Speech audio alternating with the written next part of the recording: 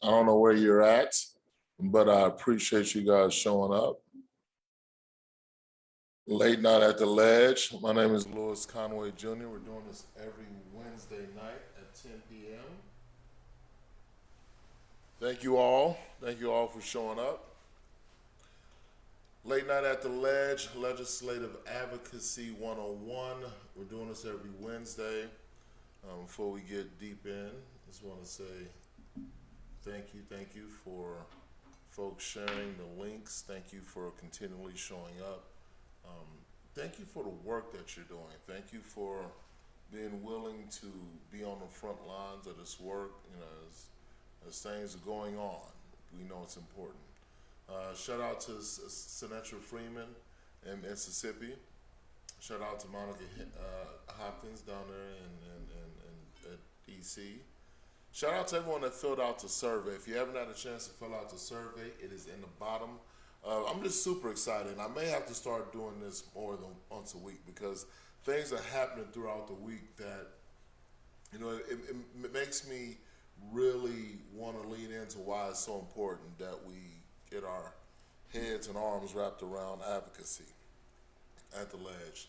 So there's a link in the description to fill out the survey. Please fill out the survey. There's also a live link. Share that link. If you ever want to know how to find the videos, if you ever want to share the videos, just use that bit.ly, late night at the Ledge. All right, shout out to Equally Yoked and Reform. Make sure you go to eymac.org, GLB Storytellers. Fill out the survey if you are someone that's directly impacted by community supervision, particularly federal community supervision. Make sure you go and hit that link. And something I want to talk about because part of my road here, it started with reentry and it started with reintegration. And I remember coming out of prison having $50, and that $50 was expected to last me, to buy clothes, to buy food, and provide myself a place to live. And it's even more, I think, debilitating is now the money that's remaining on your commissary account when you leave prison is put on a gift card, and then you got to pay a fee to use that gift card. And so what that really made me think about was financial access for people post-incarceration, and just how much having to go cash your check at the corner store because you don't have a bank account can be a debilitating experience. With that being said, I've been blessed and I'm honored to be working with First Step Alliance. Nancy Eaton has really, leaned into the credit union space for incarcerated people. She has some fresh start programs that I want to talk about. For incarcerated people, we face significant challenges when it comes to financial services. Our options are limited. Until I got married, I didn't have a bank account. Now I'm talking about my fourth marriage, not the first three. First Step Alliance provides reentry and other program participants with access to safe, affordable banking products, financial education uniquely tailored to meet our needs. And she is working within the New York State prison system. We're doing some work in New Jersey, really leaning into the credit union space. Those of you that remember when I ran for office, credit union was a big part of my platform. I felt like a credit union was something that we needed to really have a participatory economy, right? So going back and kind of setting the stage and kind of landscaping a little bit, why am I doing this series? Well, I'm doing this series to help folks in red states with some of their biggest frustrations with legislative advocacy. I'm doing this to help build a meaningful strategy when we're trying to fight uphill. I'm doing this to help us stop shooting ourselves in the foot before we even begin by changing our thinking as we're strategizing. I'm doing this series of videos because of the abortion laws that's been passed, the voting laws that still haven't been passed, immigration restrictions that are being implemented across the country, police immunity, bail, clemency. So those are all legislative issues that we can have an impact on. And most importantly, is how to build bipartisanship support without compromising, right? That's another reason why we're doing this, is so we can begin to strategize, get some tactics together, because the next couple of years we're going to really have to fight hard to push back on some of the repressive legislation that's being passed, right? So we want to help people in the areas of advocacy that they find most challenging, right? Being effective at the Lege, empowering the leadership of directly impacted people, and again, building bipartisan support. That's often a bad phrase. It's often kind of a phrase that we shouldn't be using because it sounds like compromise, but it doesn't have to be.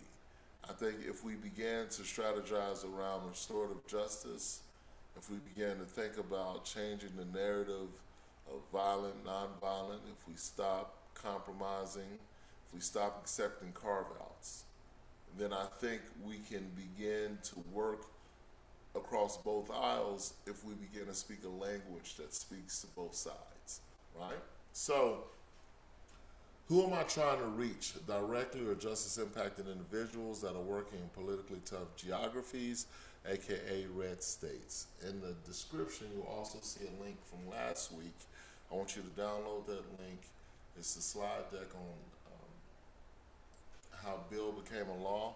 And again, it may be redundant and it may sound pedantic that I'm going through these basic steps, but I'm going through these basic steps because I want you to have the confidence when you're talking about this process.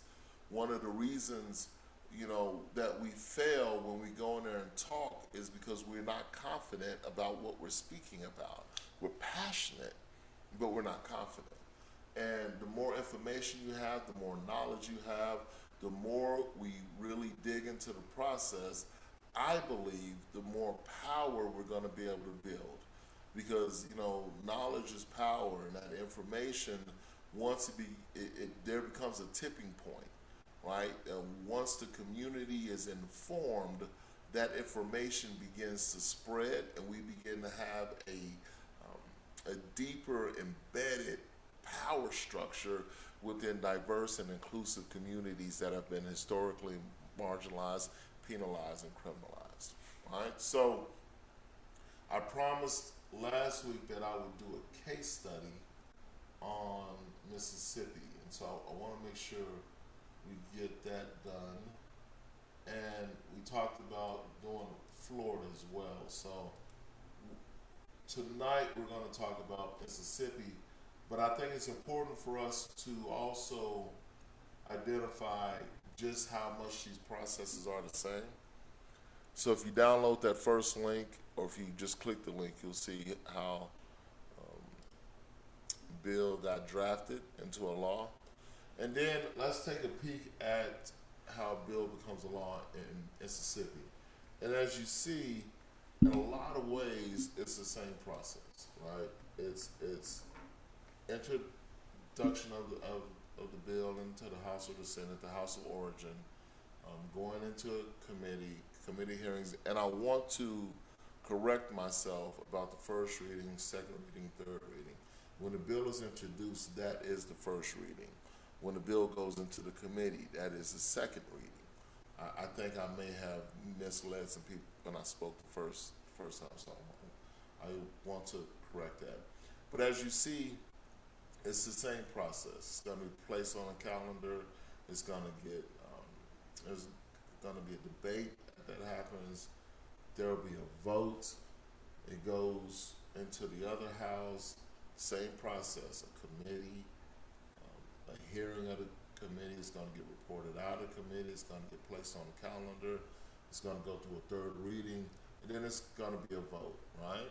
And so, really, when we think, and that's why, I felt it was safe to talk about the general process of how a bill becomes a law, because in most states, though there are contours and textures to that, the process is the same. Whether you're working at the state, whether you're working at federal's a bit more nuanced. I will say that. It's a bit more nuanced, and we'll dive into that as we go on. But I really want to work with states that are having difficulty passing progressive bills and stopping bad bills. I want to work with organizations that are working to empower directly impacted folks to get them more engaged in this process. So that's what this series is about. Tonight, I'm not going to take up a bunch of your time. I want to talk about how to draft a bill. And when I first approached this, I was a bit hesitant, because drafting a bill can be a very daunting process, but it's also a very wonky process, right? It's not something that everybody needs to be involved in. Like, matter of fact, the more people that's involved in the drafting process, kind of the harder it gets, but the editing process needs as many people as possible. But when we talk about steps to drafting a bill, even before we begin to put our pen to paper, what is the problem that we want to address, right? Is it policing? Is it housing? Is it access to resources? What problems are we looking to address? What comes to mind is, passing laws that disallow people from being held because they're too poor to pay bail. So what outcomes do we want to see? Well, we want people to stop being held if they can't pay bail. If they're too poor, we want to stop wealth-based incarceration. Well, could that be achieved through a law? Yes, but it could also be achieved through advocacy. It could also be achieved through working with the DAs. It could also be achieved by neutralizing the power of the bail bonds and their hold on politicians. So when we're thinking about our problems, what outcomes do we want to see, and could those outcomes be achieved through a law? Now, there are things to consider when we're thinking about drafting a bill. Like, long before we even get into the drafting of the bill, there has to be some specific goals, some specific outcomes that not so much the organizations that are really going to be the ones that have the capacity to work these bills, but what does the community want? And in order for us to involve the community, that means we got to educate the community. That means we got to get out there, organizers and advocates, and we got to really kind of get pedantic and basic about the process, and really what listening is going to be the more important thing when it comes to interacting with the community. Too often we go to the community with what we want to do, as opposed to listening to what they want to do. And so, drafting a bill is more of a technical process that we can easily exclude the community if we're not careful. We can easily exclude directly impacted people. So we got to be very cognizant. We got to be sensitive of the choice points that are available when we're going through this process. When we start strategizing tactics about what this bill could do, or getting a champion of this bill, we need to make sure that people who are going to be impacted by this bill are the ones that are helping us craft our calculus, helping us decide what's the best way forward, right? So going forward, I'm going to, since I feel like we've covered the basics, right? We're going to get into some specific strategies, some specific tactics but I wanted to cover the basics. I wanted us to talk about the legislative process so I don't feel like when I use certain jargon that I'm talking over people, because I tell you, I felt disempowered, I felt belittled, I felt patronized when I was in those rooms and we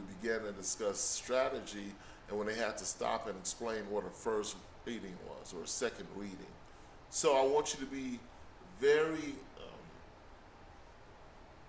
I want this knowledge, I want you to watch these videos over and over.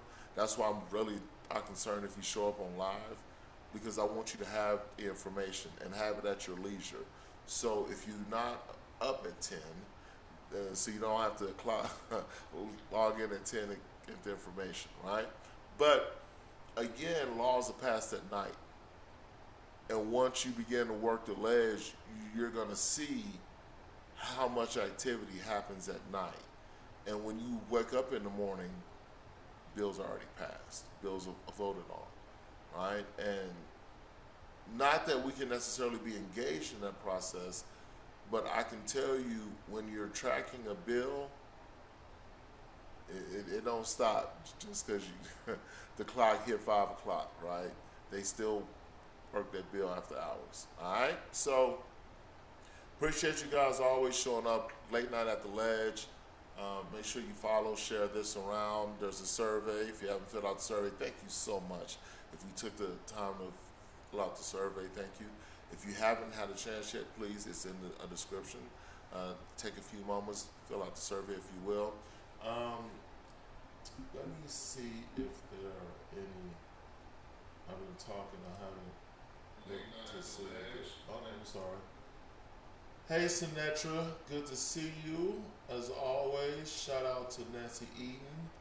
And who else we got here? Guzman, ¿qué tal? ¿Cómo estás, hermano? Good to see you as always. Thank you all. If you have any questions, make sure you drop them in the chat. We're going to drop those links. Those links are already there.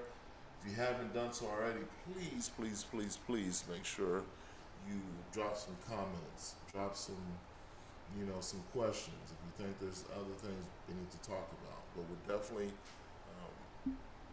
now that we got the basics out the way, I'm going to be specifically dealing with meaningful strategies to fight uphill, how to stop shooting ourselves in the foot before we even begin by changing our thinking, and how to build bipartisanship, bipartisan support without compromising. All right, so that's what it is. Thank you so much. If you haven't done so already, make sure you hit those links, and I will see you next Wednesday. Y'all have an amazing rest of your week. Talk to you later.